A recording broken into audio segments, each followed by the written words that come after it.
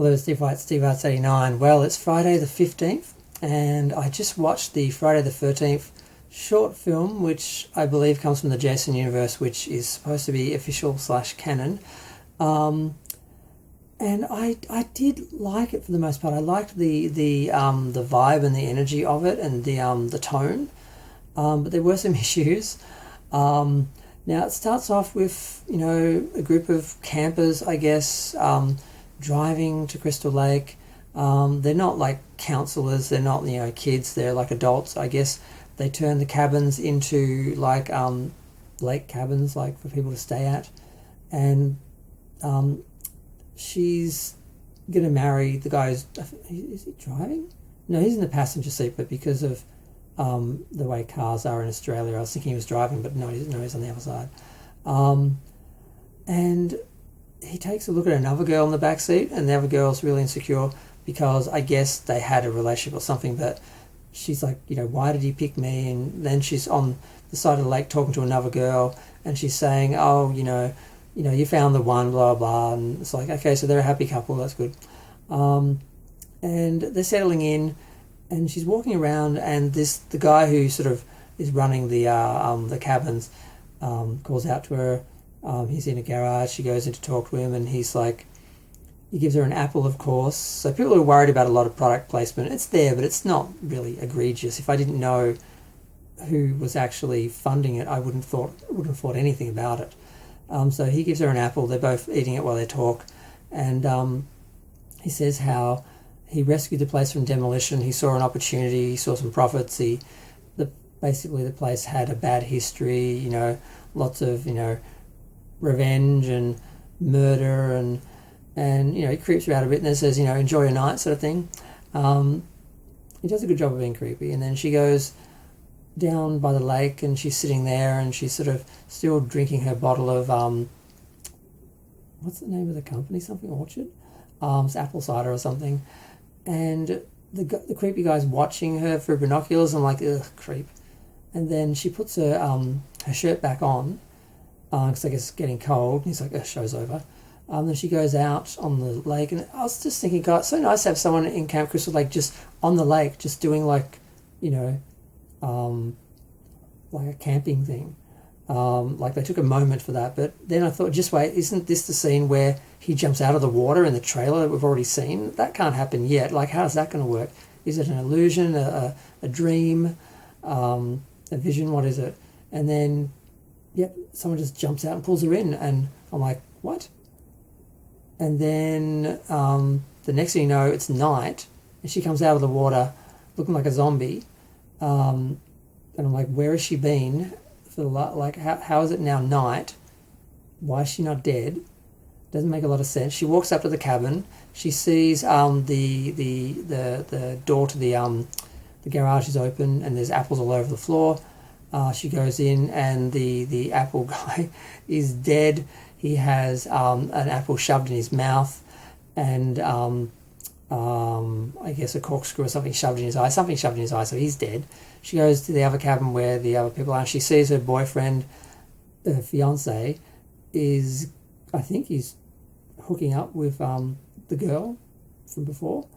And she is looking, and then Jason walks up behind her. She turns, he grabs her by the throat, throws her through the window, and they're all like, what the?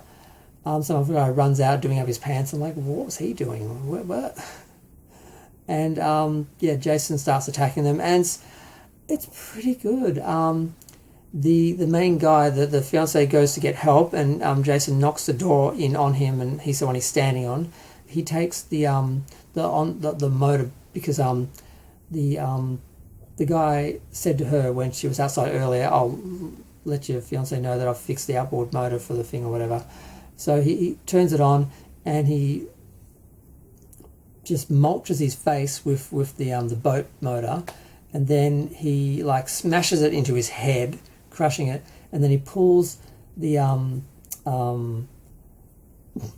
what do you call it? The propeller off, and throws it into the back of the other guy who's running away. And then he stabs the girl right in the stomach, and then he knocks her down as well, puts his foot on her shoulder, and then sticks a knife in her. Then he goes after the other girl, he throws her down and then grabs some sort of kitchen implement and starts like grating her face. The other girl pulls the knife out of herself, and I'm like, what? Like, she's not dead. And then she gets a knife and stabs him, and then the other girl runs away, gets in the car, and then a minute or so later the girl comes out with the keys, and she's like, get in, get in. So she gets in, and they actually see Jason, and they drive off and they get away, and I'm like, what? But you know this girl is like, you know, she just saw this other girl cheating with her fiance. And the girl says, oh God, I'm so sorry, you saved me, I'm so sorry, you know. And, you know, I knew that was a mistake, blah, blah, blah. And then she just grabs a knife and stabs her, I guess, in the neck. And then the car crashes. And I'm like, I hope she had a seatbelt on. I hope she, like, thought about this. She gets out of the car, walks back to the cabins. She looks really like a zombie now, and there's Jason. And she's got her knife, and he's got his machete, and he starts walking towards her. And then she sort of steps to the side, and that's the end of it. And I'm like, what was that? I mean, they had 80s music after the car pulls up. They had like it felt like an 80s film. It felt like felt like nice and bright in the beginning, and then, you know, dark, and it just felt like a Friday the 13th film, not like the reboot remake film. It felt like not just Texas Chainsaw Massacre, but Texas Chainsaw Massacre the reboot. It was all like yellow filtered and grungy, and they had the music kind of sounded like Harry Manfredini's Friday the 13th music, but not quite, and it felt like a fan film where they're just trying to sound like or feel like or look like the original, but they're not actually paying the people to actually do the original. So, and I'm like, isn't this official? And I'm like, is this how they're doing Friday, where they've got some rights so they can do some things but not everything? Like Jason's mask looked good. It looked like Jason. If I hadn't already seen the mask raw, clean, and noticed how different the eye shape was, I probably wouldn't have noticed, but you can see the eyes are a slightly different shape. But that's the only thing that makes it look different from Jason's mask. But I guess that's enough copyright-wise. I'm guessing it's something like that they changed it. So, yeah, I liked it. I wanted more. I would have liked if they'd had like another 5 or 10 minutes just to flesh out a bit what was happening. But then I'm like, okay, did she really get pulled into the lake? Did she die? Like, did she come back as a zombie after a few hours like Jason? But other people were killed in the lake. They didn't come back. But I'm like, were they drowned in the lake or were they stabbed? I'm thinking, how many people have been killed in the lake? I can only think of the girl from Friday the 13th Part 7 who's pulled under and drowned. So did she come back as a zombie? Is this playing on the mysticism of Crystal Lake being some sort of supernatural power that brings people back from the dead or something? Or was she... I don't know what that was. But I enjoyed it because as soon as she came out of the water, I'm like, what? It's night. Is she dead? What happened? And I thought, oh, it must be a dream. And then she started acting like a zombie. I'm like, is she a zombie? But before that, I was enjoying it. And it felt like a Friday the 13th film, and I enjoyed it. Unlike the reboot Friday that just felt like Texas Chainsaw Massacre and a remake and just didn't feel like Friday the 13th at all. This did. Except the music at the end was really sort of loud and poppy and like pop rock. I don't know what that was, but I'm like, I would have rather something more in the tone of how the film ended.